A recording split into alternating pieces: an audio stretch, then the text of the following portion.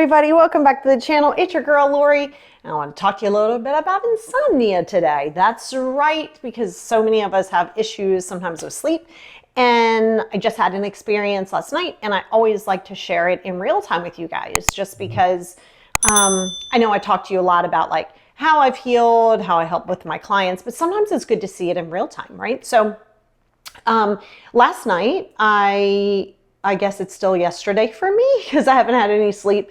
But last night I laid in bed, you know, I did all my normal processes, no phones before bed, all of those check boxes that I always do. But sometimes you're going to do them.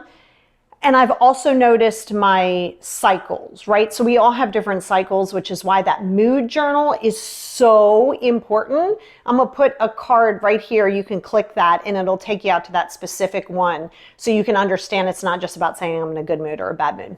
But it's going to be helpful for you to start understanding what your cycles are. So for me, when I came back from vacation, even though I had a few days of decompression, it's almost as though my entire body was like, okay, the summer's winding down. You've had a lot of travel. You've done a lot of this. So my body kind of does this adrenaline thing as a person who has pretty much chronic anxiety, even though I'm really good at coping with it.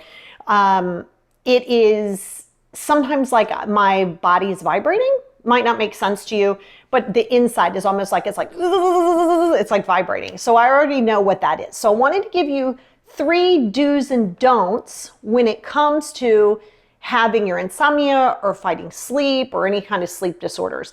Obviously, don't diagnose yourself.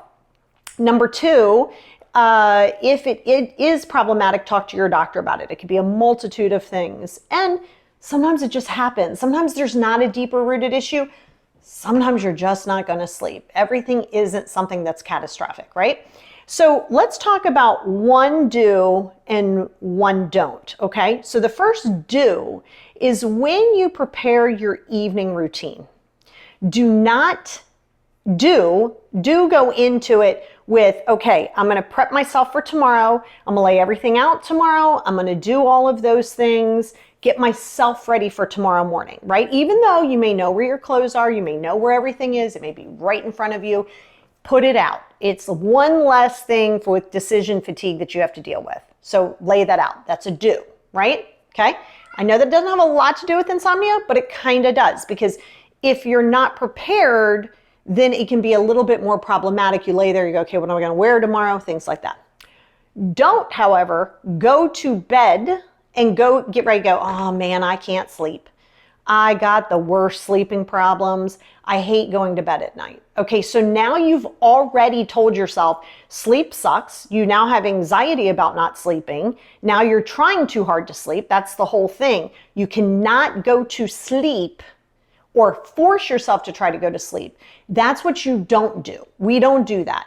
Your body is going to, you also have to listen to your body, right? Stop trying to control the narrative all the time. Sometimes your body is just going to let your body be what it is, okay? So 1 do is prepping for the day before. 1 don't is don't force yourself to go to sleep.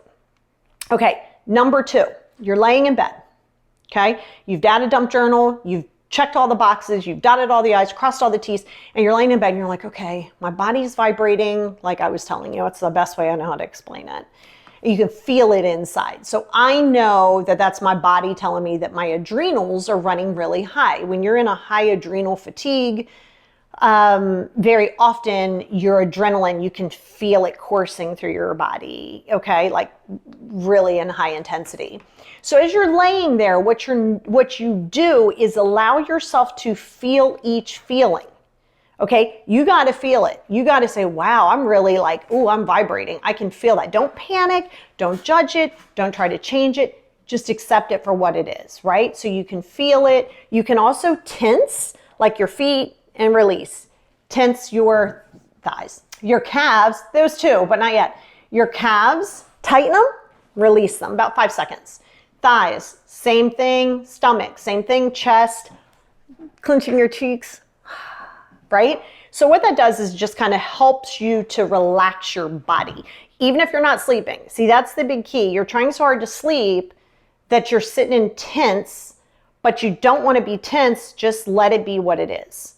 Okay, so do feel the feelings. Don't fight those feelings. Don't fight them. Just feel it. Don't sit there and go, oh my God, I got to get some sleep. Got to get some sleep. Got to get some sleep. Got to get some sleep. Don't do that. You're going to constantly give yourself anxiety. Now, every time you get ready to go to sleep, you're going to be like, oh God, I'm going to have to battle this sleep thing. Stop it. We're not doing that. Okay. Number 3 is allowing yourself to get out of bed. Get out of bed. After 20 minutes of not being able to sleep, don't lay there, right? Here's the do and don't. Do get out of bed. Don't lay there. Okay? Because when you lay there, you're going to start clock watching. And you're going to be like, okay, if I go to sleep now, I'll have 5 hours sleep. Toss, turn, toss, turn, toss, turn. Okay, if I go to sleep now, I'm going to have 3 hours sleep. Well, I might as well stay up now. Like, now you're just, and then you start with the thoughts. Oh, I need to do this tomorrow. What do I need to do? That's why your data dump journal is important. Again, your data dump journal is going to be in this one of these 5 journal things. You got to do these things, right? So you do get out of bed. You do not, however, get on your phone. Do not get on your phone. Do not get on social media. Do not turn on the television. Don't do any of those things. You can do a puzzle. You can read. You can crochet. You can do some diamond art. Don't think, oh my God, it's 2 o'clock, I should be sleeping. Okay, but you're not sleeping. It is what it is. Always embrace the is what it is.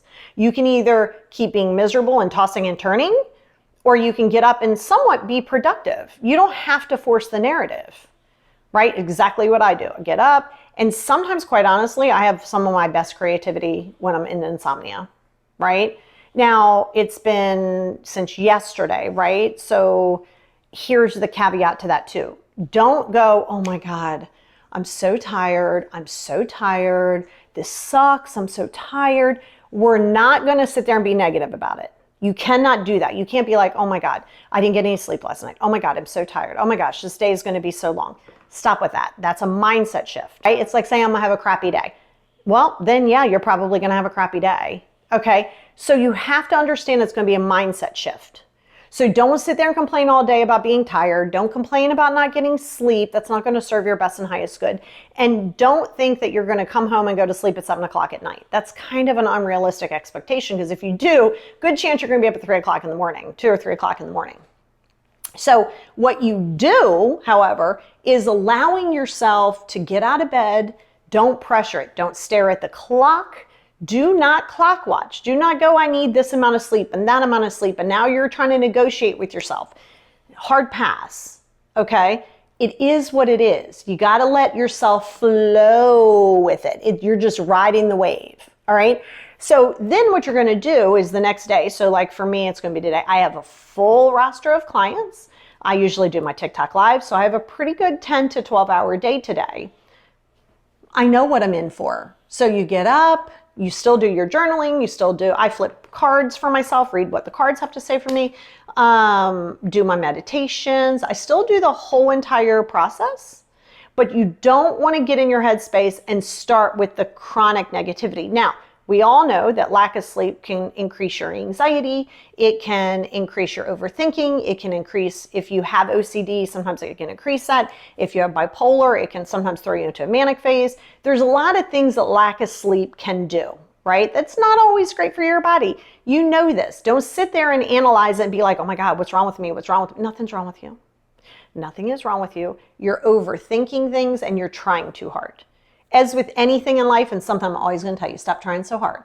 Stop trying so hard to be liked. Stop trying so hard to be famous. Stop trying so hard to be rich. Stop trying to be hard to be happy. Stop trying. Those are the things that you have to attract. So tonight, or whenever you're watching this, if you're struggling with any insomnia, don't go to bed any earlier. Try to keep your regular routine. Stay hydrated, a really good thing to do. So like today, luckily it really wasn't one of my workout days. So I'm going to be, I still had my coffee. I got up, I did all of my normal things, started dinner. And while I'm sitting with my, online with my clients, in between, I'll stretch, I'll do a little deep breathing, try to be very compassionate with yourself, and I'll definitely journal more today. So you want to allow yourself to feel it, go through the process, and not overthink stuff. And then when you go to bed the next time, still don't try to sleep. Don't be like, oh my God, I need to get some sleep. Your body, you got to listen to your body. Okay, so the ruminating thoughts and the obsessive thinking and all those things, also anticipatory. I think part of me not sleeping too was my daughter started her sophomore year, which means me and her have to get up earlier. And I have this thing where, and I'm getting much better at it, but I have this thing where I anticipate like, okay, I don't want to be late. So I just data dump it. And that wasn't the big piece. I think it's just me going through my normal fall cycle and my allergies are bad and like all of those things. But again, you want to be careful of like going through this victimization in your head. Like I'm a victim, like, oh my God, my allergies. I mean, yeah, you're allowed to say that, but don't be like, oh my God, what's wrong with me? Why do I have allergies? Why can't I sleep? Why is everybody else sleeping better than me? Why are all these things? We're not going to do that. That is you allowing yourself to be a victim to your own mind. Literally, that's what that is. So when you're struggling with your sleep, utilize that time. It's quiet. Typically, it's quiet. Utilize that time. Journal a little bit, write a little bit, do a puzzle, spend some time with yourself at 2, 3, 4, 5 o'clock in the morning or in the afternoon, depending on what your schedule is. But what you don't want to do, and not just with the sleep, but with everything, is to go down this negative rabbit hole. Oh, today is going to be terrible because I'm going to be tired. Okay. Well, you're here now. So what are you going to do about it? Hydrate, be even more hydrating than normal. Try to eat nutritiously. Do your deep breathing. Do more of your journaling. And just ride that wave. Because when you start trying to control feeling better and going to sleep, when you start trying too hard, you're going to get frustrated. And then when you're sitting in frustration, it's going to do the opposite of what you want it to do. Okay? So you have to be really careful with the overthinking process and the trying too hard. And yeah, there's scientific proof about getting all of this sleep, but the reality is not everybody, and I'm 51, right? So my hormones also play I didn't have hot flashes because I have this really cool temperature thing that blows cool air all night that I got from from Sleep Number bed or whatever. So that was very helpful. So don't get really any hot flashes like that while I'm sleeping. But I don't normally sleep past 5-6 hours. If I sleep 8 hours, I feel groggy. It's like, you got to listen to your body, right? So don't go into your mindset going, oh my God, I have to have 9 hours sleep, or I have to. Fine, if your body needs it, but don't think that because you're only getting 5 hours sleep a night, that suddenly you're not doing good, right? You definitely don't want to think that it's just this, but there's a lot of scientific facts on sleep, and it's restorative. It's when your body readjusts. So going back to what I was saying about my adrenals, I know when I'm in adrenal fatigue. I can feel it because I vibrate. The inside of my body, think of anxiety on steroids and your whole body vibrates. It'll do that all day today. It's doing it as we speak. No, it doesn't bother me because I know it's my adrenals. And it's my body's way of saying, hey, yeah, you just got off vacation, but we need to restructure some things. Right? I did a lot of peopling this summer. I know peopling very much fatigues out my adrenals. So it's limiting my peopling, right? So, but yes, so that's what I wanted to share with you is stop trying so hard. Stop trying so hard to sleep. Stop trying so hard to feel better. Stop trying so hard to control narratives. When you do this, you do not get on your phone an hour, all the time, not just when you're not sleeping.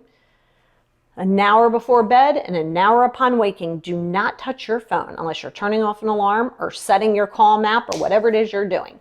Do not scroll. Stop it. And don't just turn on TV. Let's be productive. You want to sit in productivity, okay? So that's my jam on not sleeping. You'll be fine. Ride that wave.